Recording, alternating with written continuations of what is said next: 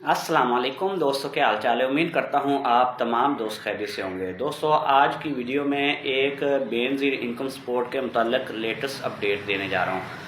Benazir income support में अब आहिस्ता आहिस्ता मुख्तलिफ तब्दीलियाँ की जा रही हैं। इस दफ़ा जो 3 से 4 तब्दीलियाँ की गई हैं उनको बारी बारी डिस्कस करूँगा।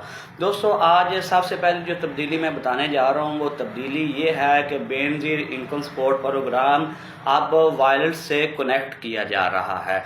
वायलेट से कनेक्ट करने का क्या मतलब है कि बेनज़ीर इनकम सपोर्ट प्रोग्राम में जो ख़वातीन अहल हैं, बेनज़ीर इनकम सपोर्ट से पेमेंट लेती हैं, अब उनको सिम्स जारी की जाएंगी। तकरीबन 1 करोड़ ख़वातीन को, उन ख़वातीन को सिम जारी की जाएगी जो उसके बेनज़ीर इनकम सपोर्ट प्रोग्राम के अकाउंट और उसके ID कार्ड से लिंक होगी।